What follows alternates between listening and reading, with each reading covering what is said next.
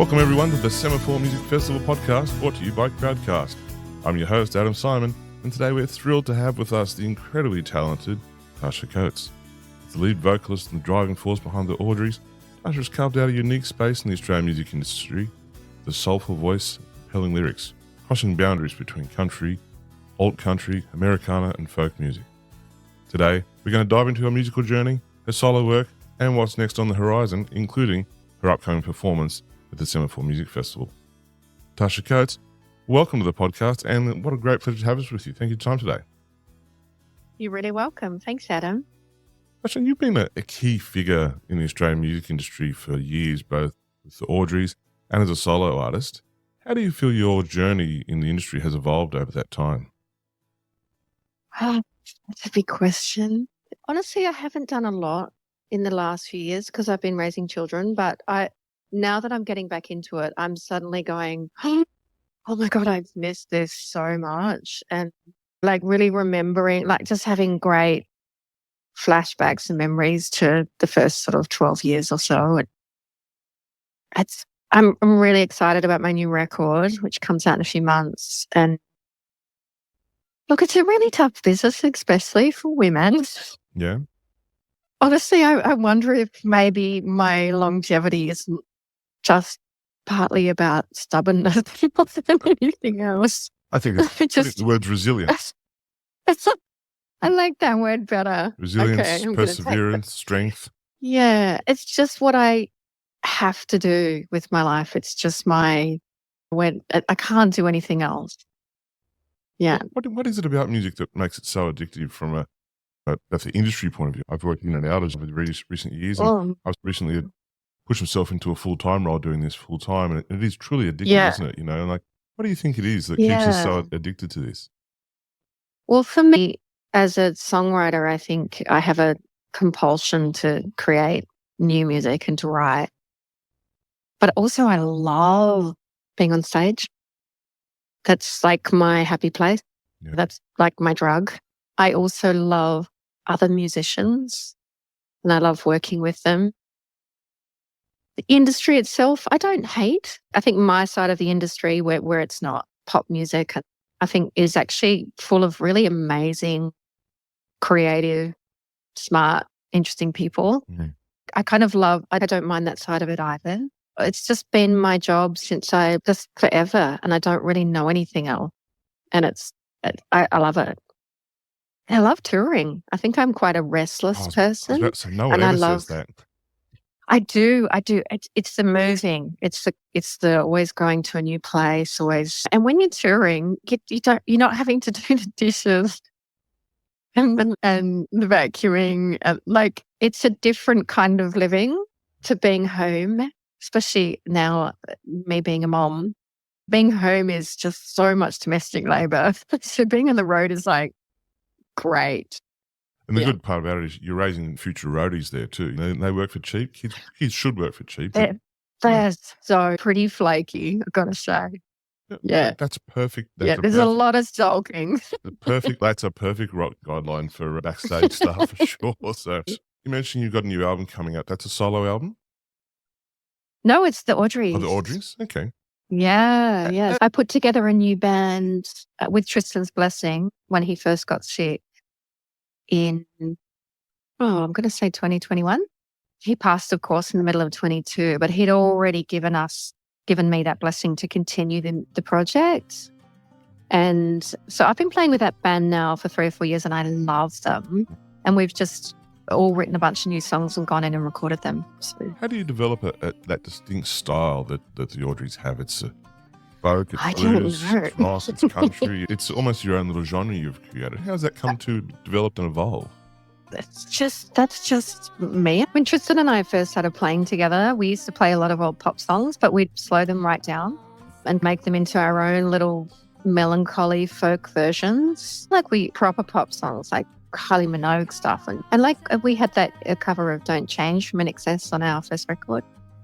So we always tried to find the kind of sad heart of a song and pull that out and take away all the production, the happy pop production, and just make it this kind of depressing I guess that's our disposition. But then when we started writing, I guess that just flowed into that. And then, honestly, I don't know. It's not intentional. It's just what comes out, if that makes sense. It's all the sounds and things that I love. Get your face on a glossy page. 'Cause one like yours would be ashamed to waste. Speaking of those songs, the lyrics deal with love and loss and introspection. Are you drawing from things around you or your own personal experience that for this? Yeah, very much. Very much. Yes. How do you differ as a songwriter and as a performer between Taasha Coates when you recorded, say, your solo album, Taasha Coates and her Melancholy Sweethearts, and how do you differ between that preparation versus preparing to record with the Audreys? Honestly, Tristan helped me write that solo record. It's not, he just didn't play on it. So I didn't feel like I could call it the Audreys. Looking back, I probably could have. But Tristan had already started to become unwell at that point and was having to pull back from touring and stuff. And he was like, you should go make a solo record. And I'm like, I don't want to make a record without you. And he said, I'll help you write it. You just record it without me and tour it without me. One thing I did note when Tristan passed away was, and it's something which I'm sure you expected, was that this fantastic music community came together and just offered their unwavering love and support for you and it was Tristan. It was so amazing, wasn't it, to feel, and even not being where you guys were and so on, just being online and seeing together how everyone united and shared their stories and their memories of him as an individual and as a musician. It was such a beautiful space, especially when we were coming out of that in that COVID period as well. It was great to see. It was great. Yeah. It was lovely, and it really helped me with my grief as well and processing that. Tristan's family never really accepted me. So I was quite removed from the grieving circle. Like I wasn't invited to the wake. Like I could be at the funeral, but I couldn't speak. I wasn't invited to the wake, that kind of thing. So to have the music community, like they became my family through that time to help me get through the sadness of losing him. Yeah. It was amazing. They were incredible. Yeah. It was beautiful. I spent so much time sitting and reading things people had written and crying.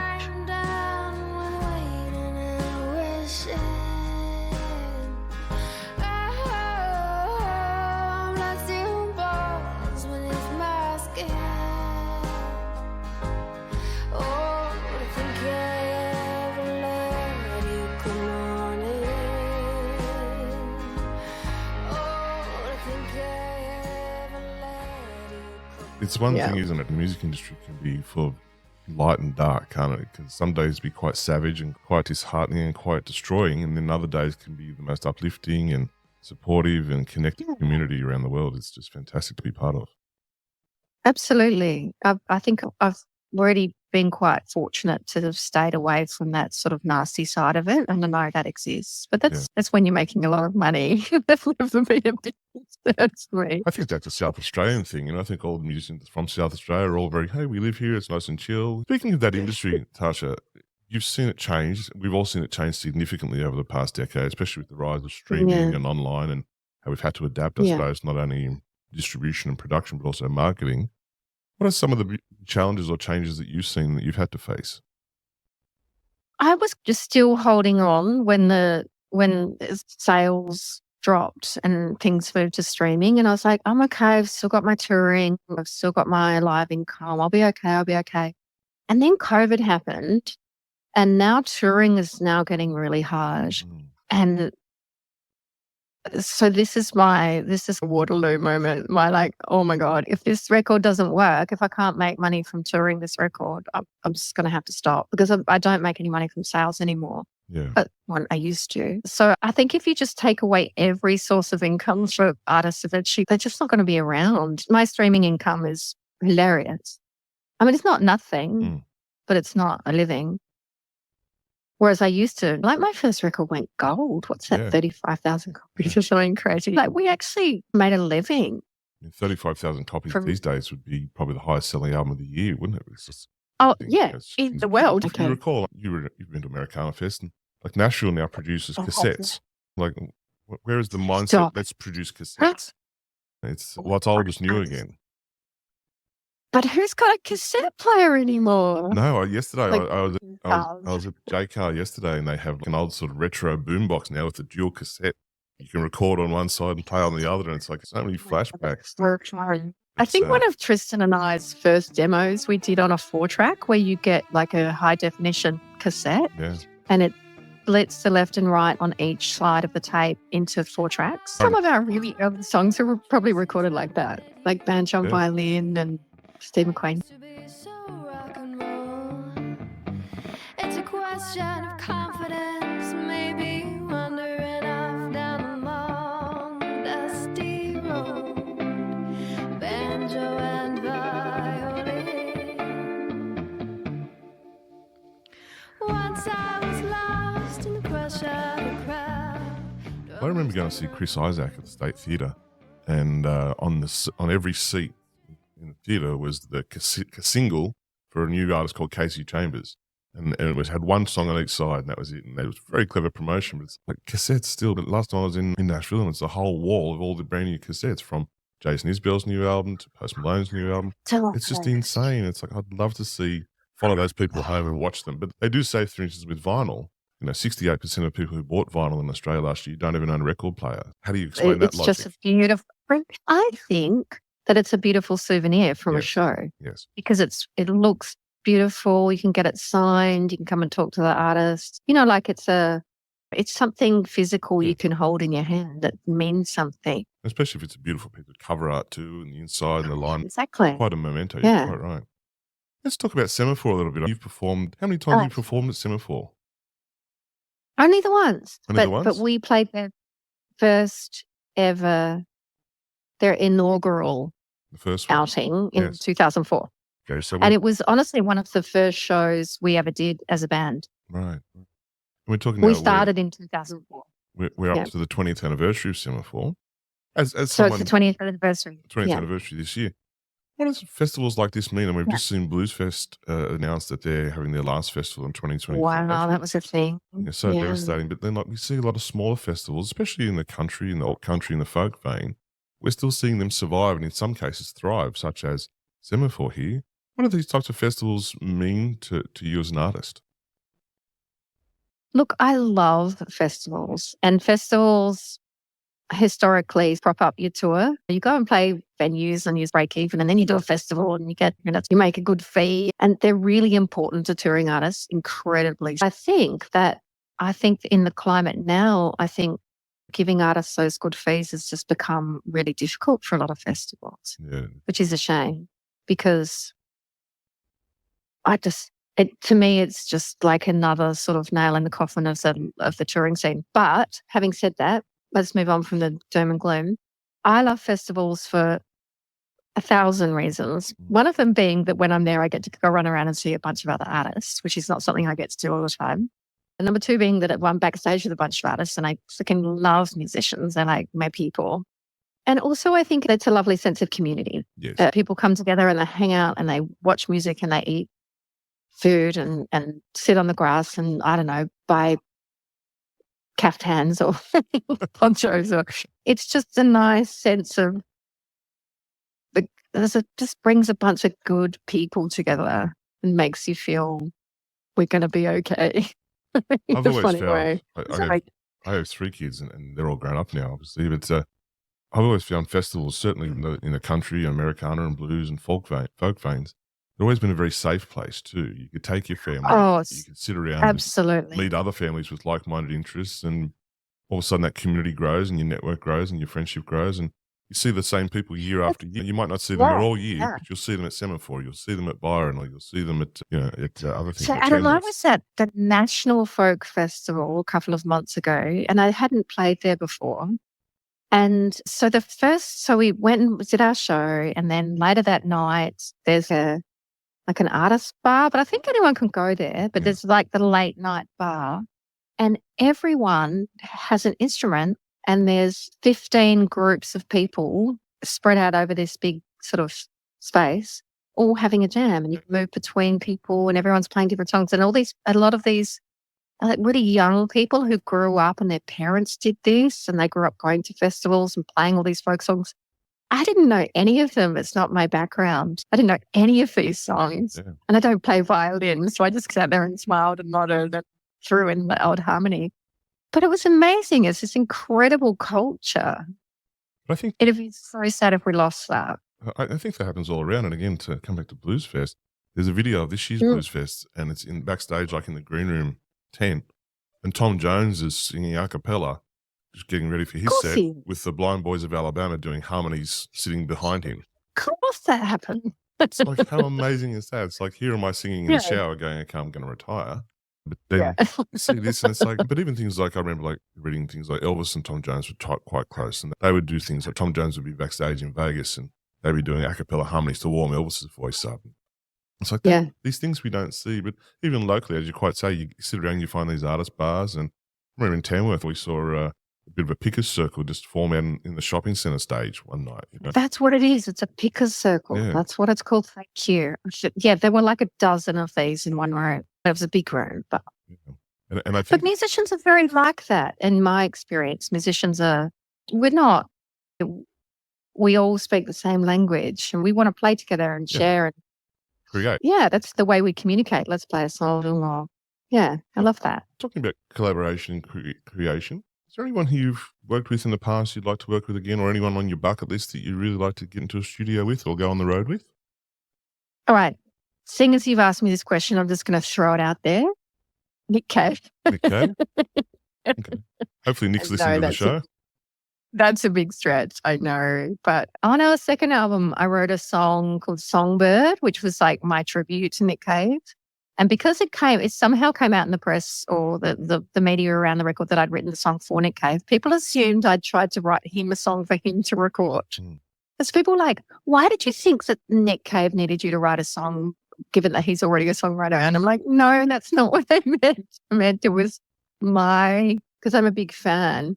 I'm like, it was me writing a song in the vein of Nick Cave as a way to tribute him. Yeah. And we actually asked him if she wanted to sing on it. Of course, he said no, but I'm sure it never got to him. But so that's my bucket list. That's your bucket list. Nick Cave. Is that We okay? know you're listening to the show, Nick Cave. So please reach out either to myself or to Taasha. She's got a song. She's ready to go. And I'm sure you'd go on tour with Nick Cave if he asked you, wouldn't you? Of course. Exactly. I would shine his shoe. Songbird with your bones of dust, you're wearing notes, your cage of rust. Sing your sweet sad song for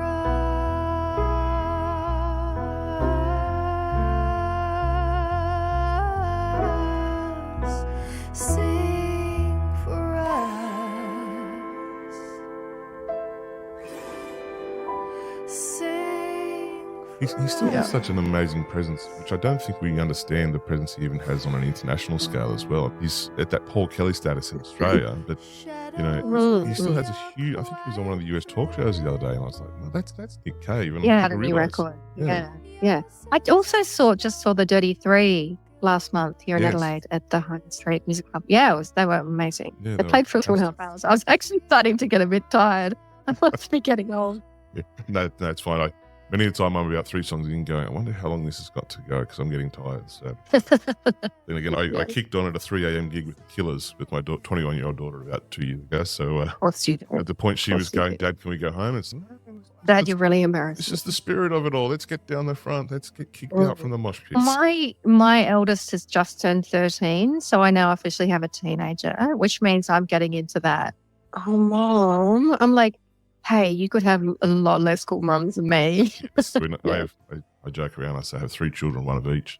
I have 2 beautiful girls and my son. And when you hear that, oh, Dad, that generally means that's an ATM sort of calling sound. Like it's an answer money for something. So you've got some fun years to come. Let's talk about that for sure. So Yeah, I haven't got honestly, he turned 13 last month. So I've got the whole journey ahead of me. And my youngest is 9. do the children have any musical aspirations following in your footsteps, or they play at all? So my eldest has been learning piano forever and now is really great. We'll sit down and play stuff that he's been learning and also make up stuff. My youngest has autism and we're struggling to get him to engage with learning. But I do feel like he sings around the house and it's pitch perfect and it's incredible. Amazing. Actually, my favorite story about him is one night we were going to watch Jurassic Park 2, having watched Jurassic Park 1 like 6 months earlier. And I said, all right, come on, everyone, get into the lounge. We're going to put the movie on. And I hear him in the bathroom or something going, just singing the theme song to himself. And he hasn't heard his song for 6 months and it's just stuck in his mind. So he's got that. I think he's got that musical mind. But we've tried him on lessons and we're not getting very far. But he'll get there. I do believe that he's very musical and creative. It's just a challenge too. He doesn't really do disciplined learning at this point. But music as a family can be such a connection and such a generational connection, and also times when, especially when teenagers are connected to their devices and the outside world. I've found it in my family, it's a way we can come back together every now and then and reunite or re-socialize sometimes. It's very healing as well together. So it's, again, I think we're very fortunate to be able to share that all together. The family band. Talking about recording and songs and so on, you mentioned before a new album. What's the time frame? When can we expect to hear new material? So we're going to put the first single out around the time of the festival. First single's called Secondhand Boot. And then we'll do another single a couple of months later. And then the record, which is called Ruin and Repair, will be out early next year. Okay. And then we'll tour. Well, hopefully most of next year, because otherwise I'm just going to get really bored and restless. Yes. Yeah, someone's going to suffer. We certainly look forward to seeing you back on the road. Last question. When you walk on stage, what's it feel like to be Taasha Coates? Well, that's an interesting question. Stage is my happy place. I walk on stage. I don't ever get nervous. There's just no such thing for me, which is weird. But I walk on and I think my stage persona is not the same as when I'm hanging out with my friends' persona. I think they're a little bit different. Sure. Like I have friends who go, when you're on stage, I don't even know who you are. But when I walk on stage, I want to have a dialogue with the people who are listening, with the audience. I want to create a moment. I want to share music and I want to share myself. And my stories are very personal. I think the short answer would be really great, because a lot of my life is actually really rubbish, Adam. But I am the unluckiest person in love you have literally ever met. But when I walk on stage, I'm happy and I feel confident and creative and joyful, and I want to share a moment with everyone in the room. We can't wait to see you back on stage at the Semaphore Music Festival. It's coming up on the October long weekend. Taasha Coates, thank you so much for your time today, and we look forward to catching you at the festival in a few weeks. Take care. Thank you. Okay, bye. Bye-bye.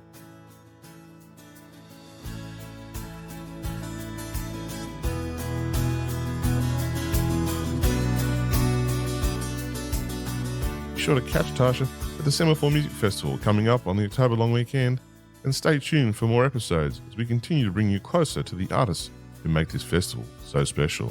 Till next time, I'm Adam Simon, and this is the Semaphore Music Festival Podcast, brought to you by Crowdcast.